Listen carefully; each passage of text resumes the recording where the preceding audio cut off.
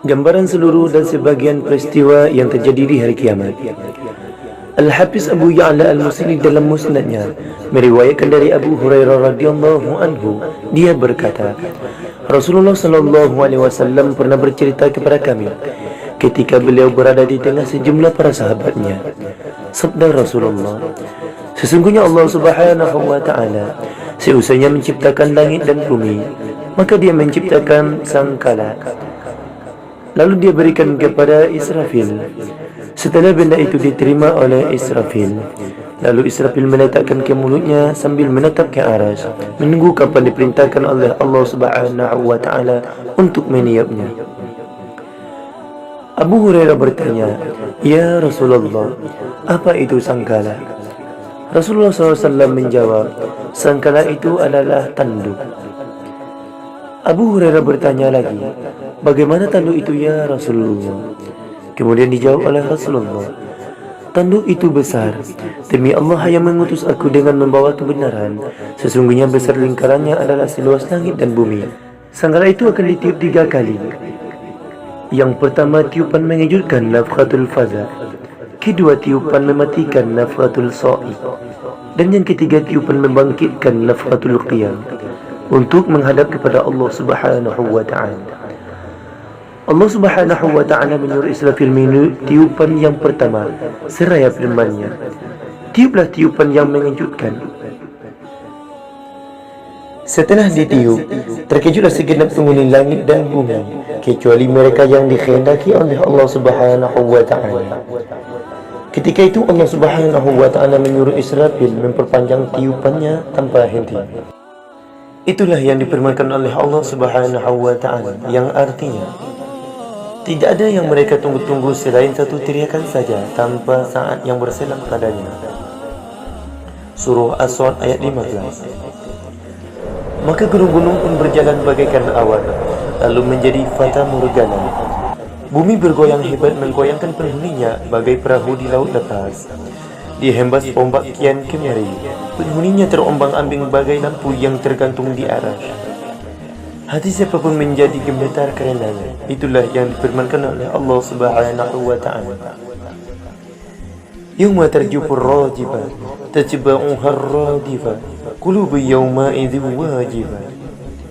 Yang artinya, pada hari ketika tiupan pertama menggoncangkan alam, tiupan itu diikuti tiupan kedua, hati manusia waktu itu sangat takut. Surah An-Nasi'at ayat 6-8. Bumi bergoyang hebat, menggoyangkan penghuninya. Wanita-wanita yang menyusui tidak peduli terhadap anak yang disusuinya. Wanita-wanita hamil menggugurkan kandungannya. Anak-anak kecil tidak beruban. Manusia berhamburan, lari ketakutan ke sana kemari kerana sangat terkejut. Sedang para malaikat menghadang mereka lalu menghantam muka-muka mereka. Ketika manusia dalam keadaan seperti itu, tiba-tiba bumi terbelah menjadi 2, masing-masing bergeser dari arah satu ke arah yang lain. Lalu mereka melihat suatu kejadian yang amat dahsyat, yang tak pernah melihat hal yang sebelumnya. Kejadian ini membuat mereka sangat menderita dan sengsara, dan hanya Allah yang tahu betapa penderitaan dan kesengsaraan yang mereka lewati. Yaitu ketika mereka melihat ke langit, ternyata langit telah berubah menjadi seperti jalan lubang, kemudian terbelah. Maka berhamburanlah bintang-bintang yang ada di sana, sedang matahari dan bulan tidak lagi bercahaya. Rasulullah sallallahu alaihi wasallam bersabda, "Al-amwatu la ya'lamuna bi syai'in min dzalik." Artinya, orang-orang yang sudah mati sama sekali tidak tahu peristiwa itu. Abu Hurairah radhiyallahu anhu bertanya, siapakah yang dikecualikan oleh Allah Subhanahu wa taala dalam firman-Nya, "Fafazi'a ma fis samawati wa ma fil ard illa ma syaa Allah." Artinya, maka terkejutlah segala sesuatu yang ada di langit dan yang ada di bumi, kecuali mereka yang dikehendaki Allah. Surah An-Naml ayat 87. Rasulullah sallallahu alaihi wasallam menjawab, mereka adalah para syuhada. Keterkejutan itu akan sampai kepada siapapun yang hidup, dan para syuhada itu hidup di sisi Allah, dan mereka mendapatkan rizki. Namun Allah memelihara mereka dan memberikan keamanan dari keterkejutan itu. Kerana keterkejutan itu adalah azab Allah yang diperuntukkan untuk makhluk-makhluknya yang jahat. Dan itulah yang Allah Subhanahu wa ta'ala firmankan.